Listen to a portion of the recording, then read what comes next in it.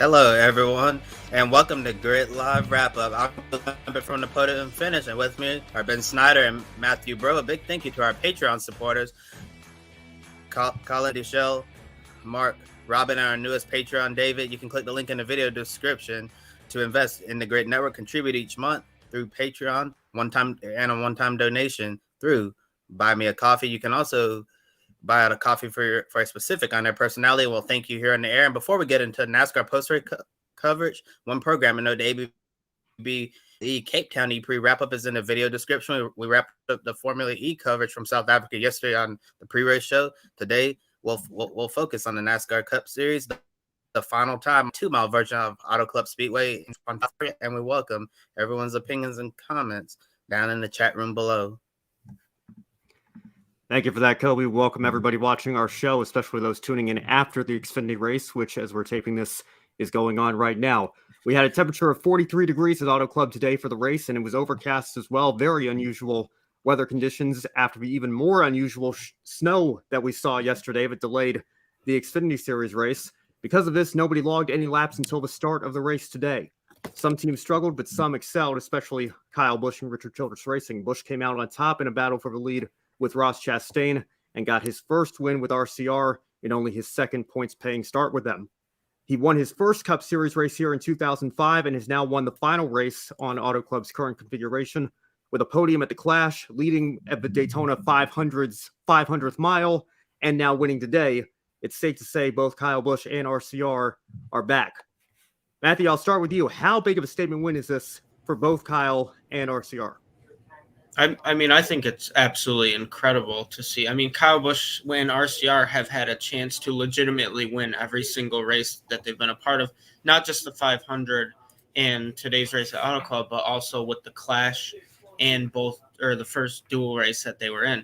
I mean, Kyle Busch, it's an incredible feat to think about. I mean, he wins his first race ever in the NASCAR Cup Series at Auto Club 2005 for Hendrick Motorsports, goes in 2013, wins it for Joe Gibbs Racing, then comes back with another team. His third team wins it in 2023. I had to make sure it was 2023, kind of losing track of time. 10 years later, with Richard Childress Racing and Chevrolet once again.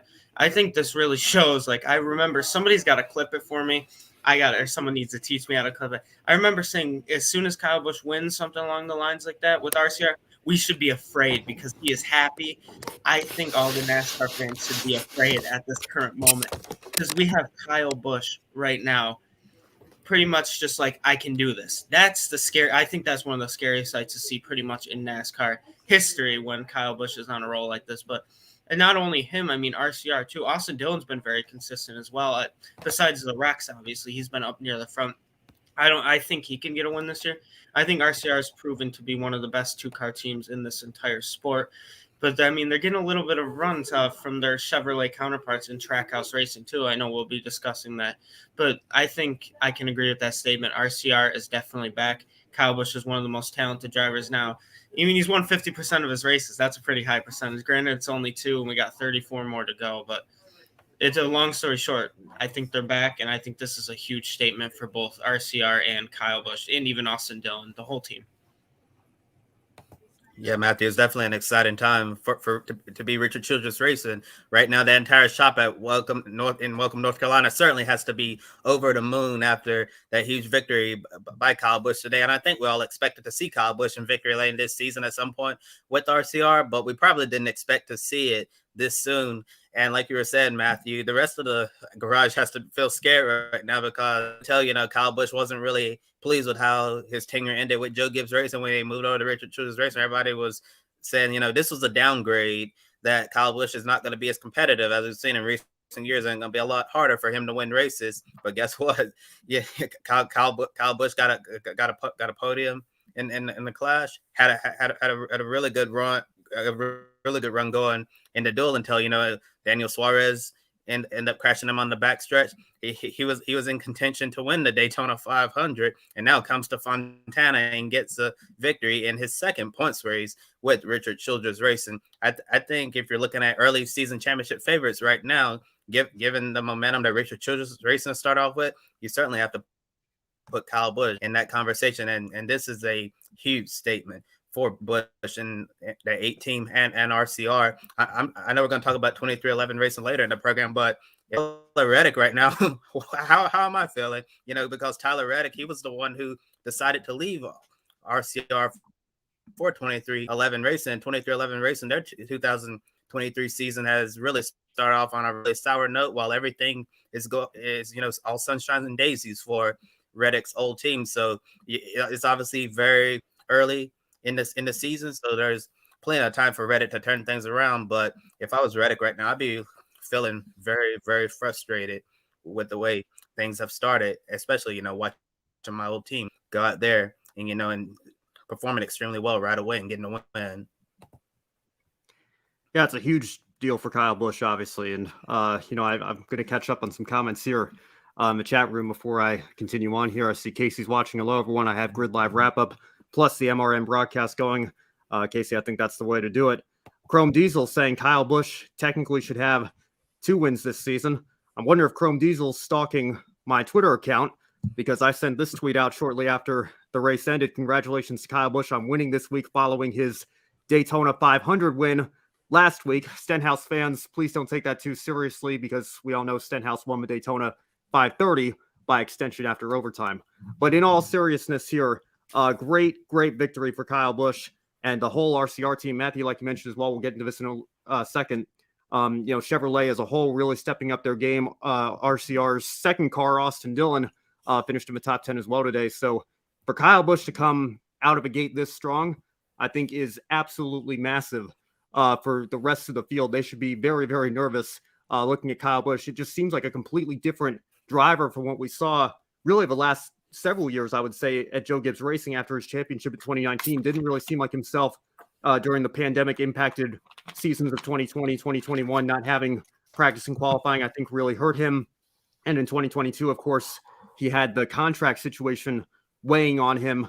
And I think now that weight has been lifted off his shoulders, he's gotten a fresh start in a fresh environment with RCR.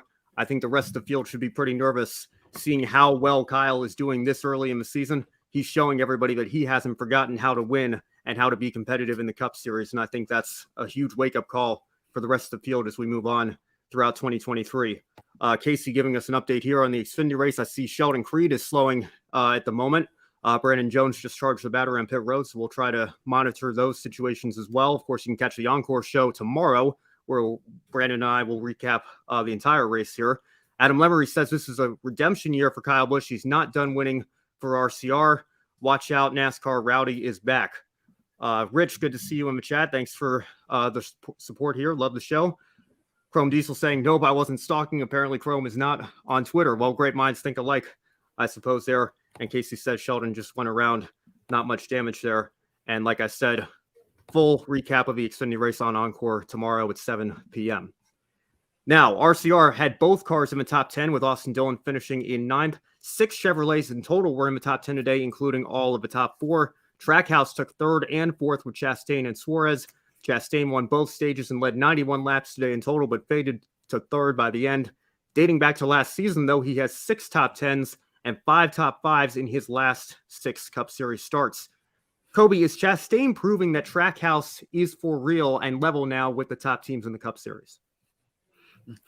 Yeah, I think Trackhouse Racing is definitely making a huge statement. And I remember entering the season, we were wondering at some point, are we going to put Trackhouse in the same conversation? It was like Hendrick Motorsports, Team Penske, Joe Gibbs Racing. If they keep up this momentum by the end of this season, we're going to put them in the same conversation as those teams. It's been really impressive what Justin Marks, Pitbull, and the entire Trackhouse Racing organization have been able to do. And, just a few years for some Cup teams, it takes, a while for them to get competitive, but extremely competitive, contending for the wins. It was a really great day for Ross Chastain, sweeping the stages, and Daniel Suarez as well, recovering from a penalty. I think that those two are going to do some really great things for Trackhouse. I think Ross Chastain could multiple races. I think we could see Daniel Suarez back in victory lane as well. With Chastain, leading that team right now, and Suarez continuing to do great things. I think we could see both of those cars in the playoffs again, and they could really make some noise. Justin Marks was the one, said that stop this sport and be a disruptor. And right now they're trying to get up week after week, and disrupt what we have always considered the top teams in NASCAR for like the past decade or so. Trackhouse has proven one thing: they're here to stay, to be competitive week in and week out, and they're going to challenge the sport's best. Yeah, I can definitely agree with that. I think Ross Chastain has just come so far in such a short amount of time. I remember we were talking in 2020 with him being Newman's COVID replacement driver, or not COVID injury replacement driver. Apologies about that. And then all of a sudden he's 20th, 21st in points, and then he comes and he finishes second in points like immediately after joining Trackhouse Racing. It's just incredible feat. He's just incredible. He came out of nowhere. He really did. I mean, he was very talented in the Truck Series, Xfinity Series, but then what he has done in Cup these past 2 seasons is unmatched. It really is. But seeing like even Daniel Suarez, it's kind of like I felt good. That was the most confidence I've ever had in a pick a winner is picking Daniel Suarez. Fortunately, he didn't get it done, but he ran up there. I think he was top 6 in like every single stage today, which I thought was pretty impressive for him. And it just shows that they're like peanut butter and jelly kind of thing. Like I'm not a big jelly person, but I think for most people that peanut butter and jelly is one of those ideal sandwiches that goes together. And those two, the number 1 and number 99, are really getting it done.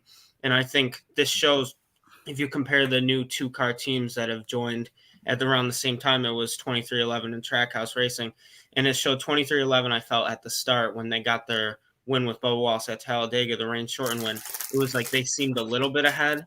And then all of a sudden Trackhouse just flipped the switch. And I think Trackhouse is pulling away. And I think they are going to be soon contending with the Hendrick Motorsports or Joe Gibbs Racing. Even RCR, technically, they're just all up there together. And Penske, obviously, too. But I think Chastain and both Suarez, they're all proven that this team is legit. And I wouldn't be surprised if both of them could legitimately make the round of 8 this season. But Chastain just showing he's one of the most consistent drivers. And he's probably going to win 2, 3, maybe even 4 races this season just by how much he runs up front. So I think definitely, to answer your question.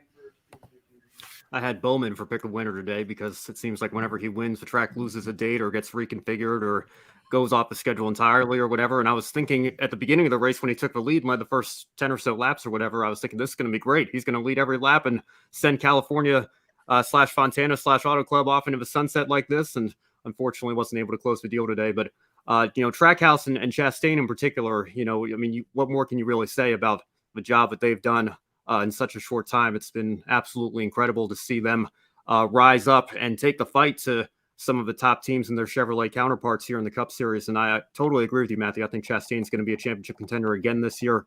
They're off to a great start today, obviously, and I think that they've got a lot of momentum, and I could easily see Chastain winning multiple races before we even get to the playoffs if they can keep this up. Definitely. And then, we talked about a lot of success too, but let's talk about, it was a disappointing weekend for about 7 drivers in the field that had a DNF, including both of the 2311 Toyotas. Tyler Reddick got caught up in that 10-car pileup, probably the most bizarre pileup we've seen in a very long time. And then Bubba Wallace overheated with less than 30 laps to go.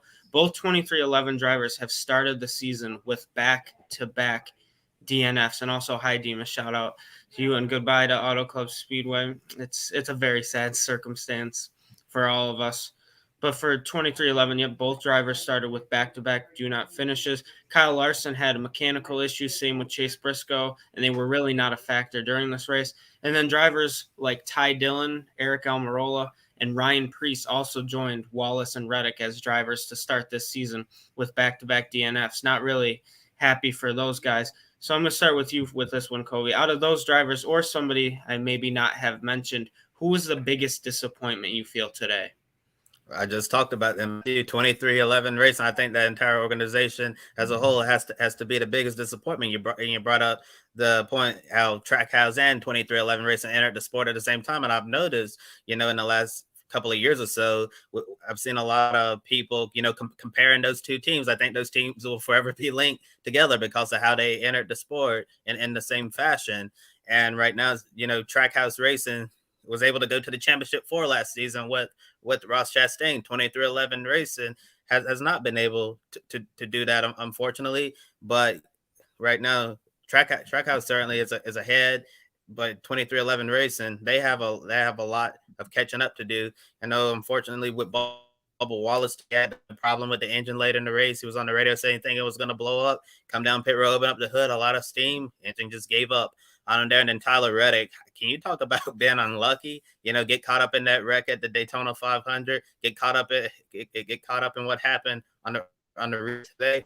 It's just really bad luck for the number 45 Toyota there. So I think 2311 Racing is gonna have to regroup, try to get all this bad luck out of their system, and try to go out there and do what we know they're capable of doing. Because earlier in the race, Bubba Wallace drove all the way up in the top 5, and he had speed in that car. He had speed in the Daytona 500 as well. Speaking of Reddick's bad luck, Bubba's had some bad luck of his own as well. You remember he was leading the Busch Light Clash, got punted out of the way. Daytona 500 got put up into the wall by Martin Truex Jr., and it really hurt the speed. And that car ended up finishing a disappointing 20th place, I believe, last week in the Daytona 500. So all in all, it's mostly just been a lot of bad luck, and then that one mechanical failure with the engine today. So I think that 2311 is going to have to reset and just keep forward, because this is certainly not the ideal start to the 2023 season for that team. Well, 2311 is the obvious answer, so I guess I'll speak to a couple of these other drivers as well. Kyle Larson won this race last year, obviously, and to come out and have a mechanical or electrical failure or issue that early on and really be a non-factor the rest of the day, that's got to be a massive disappointment. But I want to talk about Ryan Preece for a second, because I think a lot of people look at this as the greatest opportunity of Ryan Preece's career, certainly on the Cup side of things, for sure. He looked so strong at the Clash, and, looking at Cole Custer, trying to reinvent his own career in the Xfinity Series right now, which he's doing a solid job at, and I expect him to have a solid year down there. Ryan Preece was really kind of expected, I think, to take that team to another level this year, and again, looked so good at the Clash. To have, 2 DNFs now, in the first 2 races is, got to really be a disappointment for him, looking to, right the ship and bring some momentum back to that 41 team. So those are 2 drivers to me that I think really were looking to have a solid run today that simply didn't get it. But of course, 2311 has to be the biggest disappointment, because, they have 4 cars, or I guess, you can throw Travis Pastrana in there. But he's an extra entry for the Daytona 500. When we look at their 2 full-time cars, to have 4 DNFs after 2 races is certainly not ideal. So they're going to be looking to turn things around. But I guess on the bright side, the only positive, the only way forward from here is to go positive and go back up. So we'll see if they can do just that. And yeah, definitely. Before I get into my little answer, I want to shout out to Chrome Diesel once again. Kyle Busch got his first ever win at Auto Club, and now Kyle Busch will be the last driver to win at Auto Club's 2-mile layout. I just think, going back to what we were saying, that's a pretty cool way to end it. I mean, I think a lot of us thought about it, if Kevin Harvick maybe could get it done, or if Joey Logano can finally get the win here, one of the 7 tracks he has not won at. But I mean, Kyle Busch, that's a storybook ending. Right back to Chevrolet, where he got his first win, and now the last one at Auto Club. But for disappointments today, I feel not. I would say 2311 as well, but I'm going to say Toyota in general. I mean, this is the second straight year where I feel like they have not been a factor at all at this racetrack. When you look, if you're thinking of Toyota drivers today, Denny Hamlin finished the best. He finished 6th, but he was talking on the radio same time when Bubba Wallace was about, I think I'm going to blow up, something along those lines. Obviously, I'm paraphrasing, but Denny Hamlin is Denny Hamlin. He finished 6th place. Christopher Bell, his 3rd straight DNF at this track, and it's just very unfortunate for him. He got caught up in that 10-car pileup, got a huge hit from behind, and when he hit somebody in front of him too, it was a tough break for him. Ty Gibbs had damage. And then Martin Truex had a tire roll off and had to go pretty much a mile and a half without his left front tire, which was very unfortunate for him too. And then, so I said about Ty Gibbs as well, had some damage. Tyler Reddick, DNF, and then Bubba Wallace, again, DNF. So I think something with Toyota, who has incredible speed at these intermediates, cannot figure out Auto Club. But I think, it's very disappointing for all of them. I mean, Eric Almirola wins his Daytona duel and then gets back-to-back DNFs. Ty Dillon hasn't been a factor by any stretch of the imagination, which is surprising, because I feel like that 77 team has potential, showing with what Corey LaJoie has speed with Spire Motorsports in the 7 car. But Ty Dillon has 2 straight DNFs as well. I think it's disappointing all around, but keep in mind, I mean, this is only week 2 of 36, so there's a long way to go. Ross Chastain even said in his post-race interview he didn't think they would be this good already compared to what he was last year, and then he went on an absolute tear. But disappointment overall, I think definitely just Toyota in general. But then I want to flip the script once again. Someone that was not disappointing was Roush Fenway Keselowski Racing. I mean, Brad Keselowski finished in the top 10. I believe he was 7th. And then Christopher Buescher was up there in 13th and was up front pretty much the whole entire race. And Keselowski at one point was 2 laps down after being spun by Corey LaJoie, who also had a strong run. And I'll start with you, Ben. Is this a big confidence boost for RFK Racing to have both cars run as strong as they did today on a non-super speedway race? I think so. And I think, we've talked about RCR, obviously, and the success that Kyle Busch has had, and even Austin Dillon running strong the last couple of weeks as well. I think RCR and RFK, or, the former Roush Fenway team, as it were, have really been on a similar trajectory the last couple of years. These are 2 teams in the Cup Series with a very storied history of championships on their resume. Both of their owners are in the NASCAR Hall of Fame, and deservedly so. But the last several years, really, they haven't been at the level that they were once at, competing for championships. They might have been able to get you a win here and there. But I think Brad Keselowski was seen as a similar step that Kyle Busch was maybe seen by some taking this offseason as kind of being a step back from where he was previously at Team Penske as well. And, it's taken some time. Last year, obviously, wasn't great for Keselowski, but, with Chris Buescher, winning at Bristol last year and, having a strong run at Sonoma as well. I think, you're starting to see RFK become a factor a little bit more often on non-super speedway tracks. And I think that's going to be a huge momentum boost for them going forward. Another great day for them today to have their cars in the top 10, or Keselowski in the top 10, excuse me, Buescher 13th, I guess. But regardless, both running strong, being up there challenging in the top 10 at least, I think is going to be huge for them going forward. Yes, certainly. And we have a comment from Adam Limerick saying that Brad Keselowski will win this year for RFK Racing. He's due to be back in victory lane. I totally agree with you, Adam. I think we're going to see Keselowski in victory lane at some point.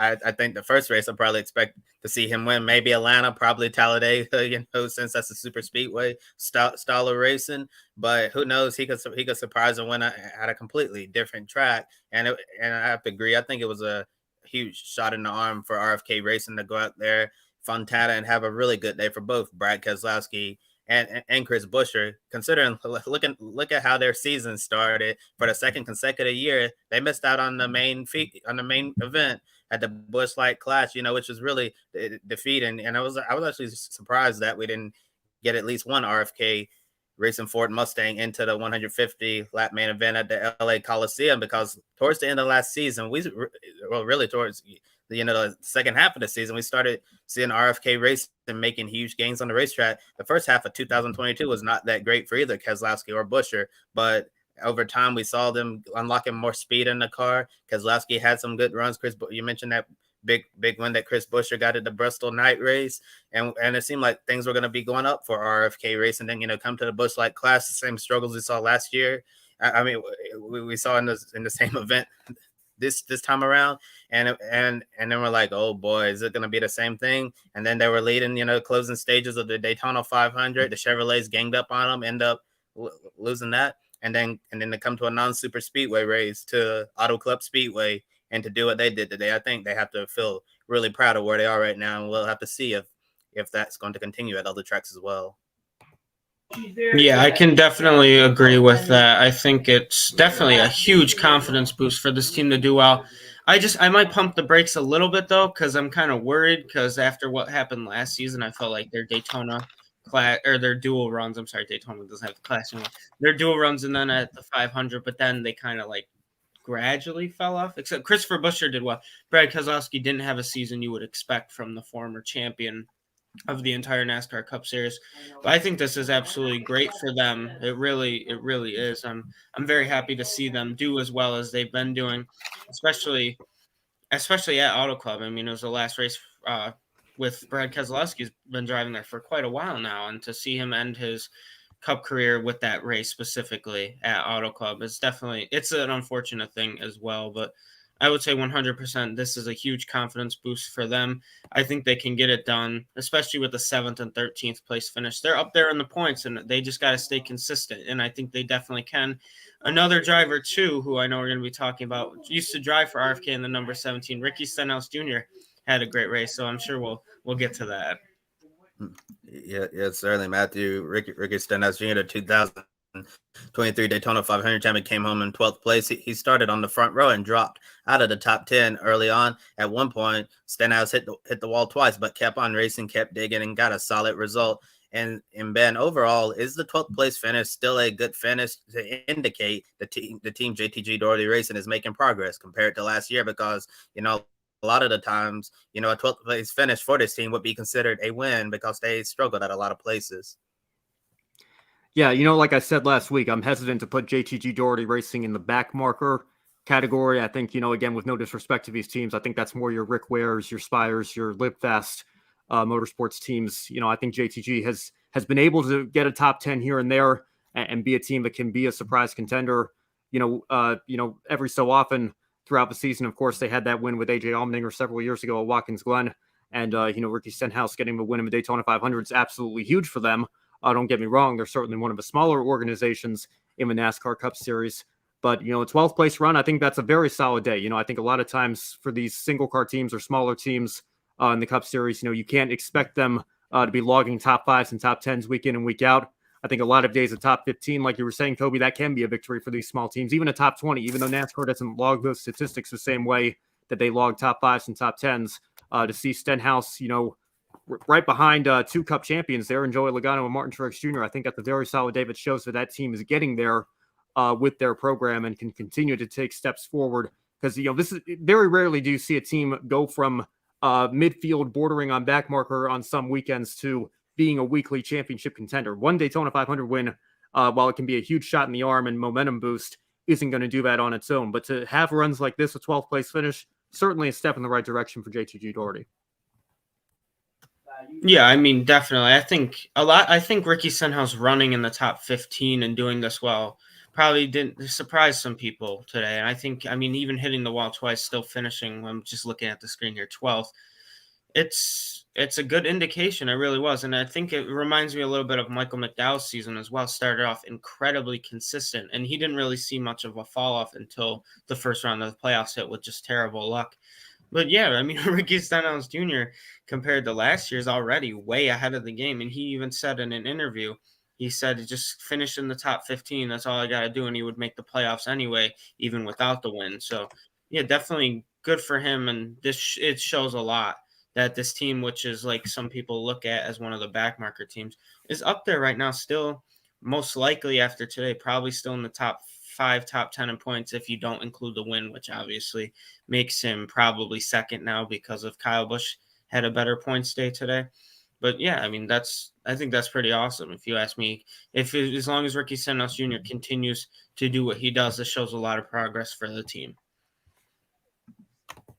Yeah, certainly, Matthew. It's been nice to see the early progress that Ricky Stenhouse Jr. has made at JTG Doherty Racing over the offseason.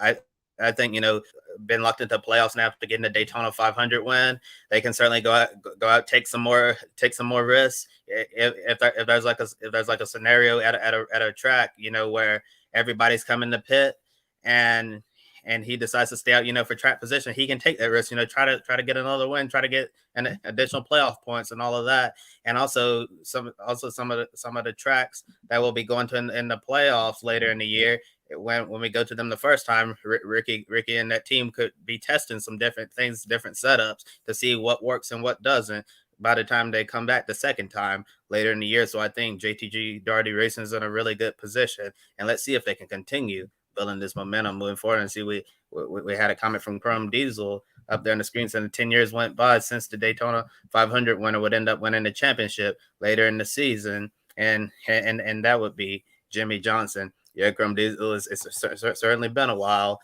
And moving on to Team Penske, they didn't exactly have the best results across the board today. Ryan Blaney was up front until the big crash on the restart. Joey Logano had a solid top 10, but he never wanted this track out of Club Speedway, and he won't with the current configuration going away. Austin Cindric got up into the wall and finished a disappointing 28th place. Matthew, is Las Vegas the perfect rebound track for Team Penske to have all three cars getting good results?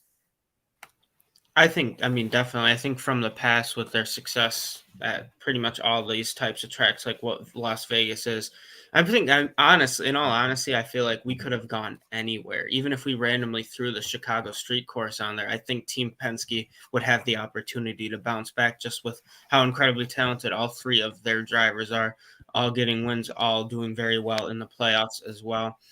I don't know who I would pick though out of those three who I can think get it done and win. Maybe Logano due to his experience at this track.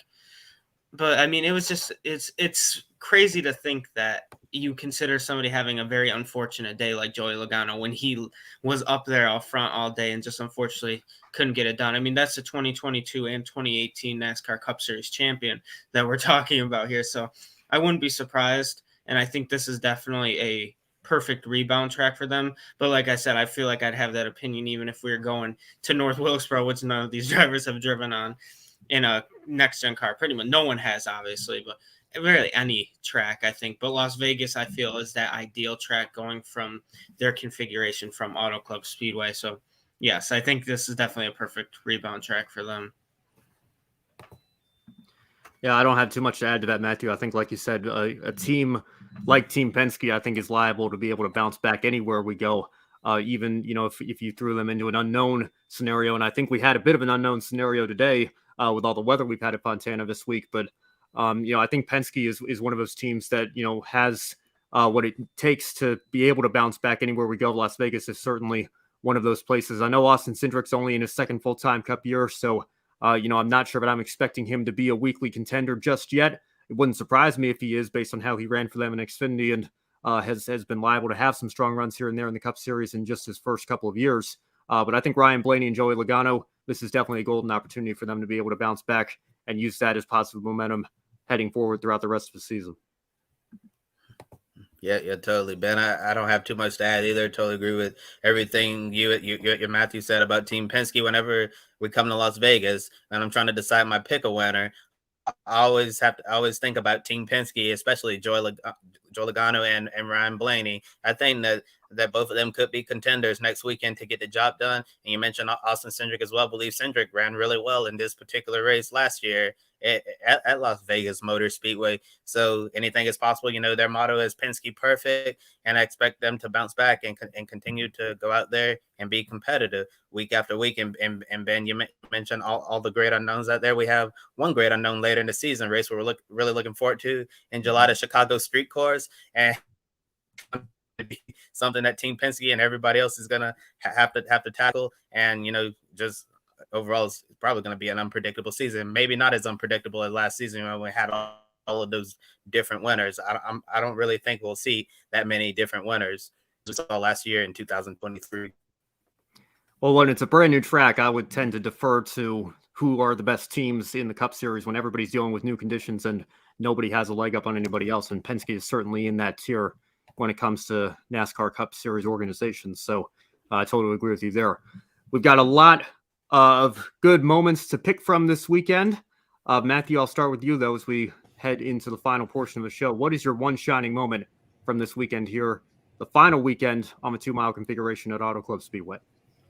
And I think it's hard to pick just one because I have a feeling what I know you guys might say, so I'll just hint at number 225 total for Kyle Busch in terms of wins in the top 3 series. I think that's definitely an impressive thing. But I think my one shining moment, besides the obvious, which is Kyle Busch, would be Trackhouse Racing, just to see that they finished top 10, both of them in the Daytona 500. Then they come back, both finish way up front in the top 5 now in this Auto Club race, the last one on this configuration. So I would say Trackhouse Racing and what Justin Marks Pitbull and that entire community have done there is just something incredible. And that's got to be my one shining moment for today is definitely Trackhouse Racing. And it's likely that they might continue this dominance. And the one shining moment for Adam Lemmerys is Kyle Busch winning at Auto Club Speedway. and Casey Campbell coming in with some news saying the inspection is complete, that Kyle Busch's win is indeed confirmed, and all the results are now official. Thank you, Casey, for that. And my one shining moment is also Kyle Busch as well. It's been so incredible to see how fast him and RCR have developed chemistry. And as we've seen in the past, it takes some drivers and teams a while to develop chemistry, but Kyle Busch, Richard Childress, and Randall Burnett, they have the chemistry. It's there right now. The number 8 team has a lot of momentum, and it would not surprise me if they win multiple races this season. I think we could even see Kyle Busch go back to back and win at Las Vegas next weekend as well, considering all the momentum that organization has right now. And also give a shout out to Austin Dillon as well. He's shown we've seen some really good things from him to start off 2023 as well. And it would not surprise me if we see a career year from Austin as well. Kyle Busch, all of the knowledge he had from Joe Gibbs Racing Toyota, he's brought that over to RCR, try to improve their cars, their program across the board. Kyle Busch is one of those drivers, when he comes to you, he's not just giving you, that A-level star athlete, but he's also the type of driver who can make everybody else better around him as well. Yeah, well, I'll stick with the theme there, and I will give my one shining moment to Austin Dillon, because I think as impressive as Kyle Busch has been, and we should certainly be highlighting that, Kyle has repeatedly credited Austin Dillon with kind of spearheading this movement to try to bring Kyle into the RCR organization. So who knows, if Austin Dillon doesn't make that phone call, maybe Kyle Busch re-ups with Joe Gibbs Racing or signs with another team, or who knows where they'd be. But RCR certainly seem to be firing on all cylinders right now. A great top 10 run for Austin Dillon today. Again, it would not surprise me if he gets a win or two before the playoffs start as well. I think the entire organization has been boosted by Kyle Busch coming over there. So I'll give my one shining moment, in addition to Kyle Busch for getting the win today, to Austin Dillon for coming home with a solid top 10 finish. And Ben, I also wanted to bring up the fact, look at Martin Truex Jr. During the first part of Martin Truex Jr.'s Cup career, he was, a lot of people just consider maybe just like an average driver or something like that. I'm wondering, looking at Austin Dillon now, could we potentially see? I'm not going to say we're going to see Austin Dillon win the NASCAR Cup Series championship, but with Kyle Busch coming in, those RCR cars looking a lot better, could we see like a renaissance of Austin Dillon's Cup career in the second half as he's gotten older, all the experience he has in Cup? Could we see Austin Dillon, start winning multiple races per season, making a deep run in the playoffs and potentially contending for a championship? It would be very interesting if he follows the Martin Truex Jr. model here. Yeah, sometimes drivers don't, we call them late bloomers, right? You don't really hit your prime until your early or mid-30s. Forgive me, I don't know off the top of my head how old Austin is exactly, but I know he's been around in the Cup Series for almost a decade now, full time. And I know that he has this goal. He's repeatedly said he would love to be the first driver to win championships in each of NASCAR's top 3 divisions. He has the truck title. He has the nationwide at a time now Xfinity Series title. I know Greg Biffle came close. There have been some drivers who have said, like Kyle Busch, for example, maybe when their Cup days are over, maybe they dip down and run for their own team in the Truck Series. But Austin has a prime opportunity to do it by winning a Cup championship that I believe Greg Biffle was really the only other one that had a chance. And obviously Biffle's been retired for a few years now. So, the way this format is, who knows what's going to happen? Austin could be somebody that we see hit his prime right at the right time as Kyle's coming in here to boost that team up. Who knows what's going to happen? Yeah, I think that would be incredible. I would love to see. I mean, we talked about Ross Chastain's not too old, but he's another driver who just came out of nowhere after running significant amount of races in the Cup Series in his prime. But when talking about like our favorite game that we play here, once again, I felt like this was quite surprising that nobody had picked Kyle Busch to win today, and also nobody had picked Antonio Felix da Costa during the Formula E race, which was yesterday, which means the leaderboard remains unchanged once again, with Ed Hunter from Formula E Zone still leading by, I believe, a 3-point margin. And next week is a big weekend for us here at Grid Network as we have Formula One and IndyCar returning. So be sure to tune in all week here on the Grid Network. On Monday, we have Grid Encore with Ben and Brandon. On Wednesday, it will be Grid Tonight, which is your weekly motorsport news program. On Friday is when we have Women in Motorsport that is reported and recapped on women racing each week on Friday mornings. Then Grid Live pre-race once again on Saturday at noon Eastern. And for Ben Schneider, and Kobe Lambeth from the podium finish. I'm Matthew Bro. Thanks for watching and have a wonderful week. And if you're still watching, watch the Xfinity race going on right now. Thank you for watching us right here on YouTube. Be sure to subscribe and check out some of our other videos, including Life on the Grid, where we interview folks from the motorsports industry. Thank you for watching. We'll see you next time.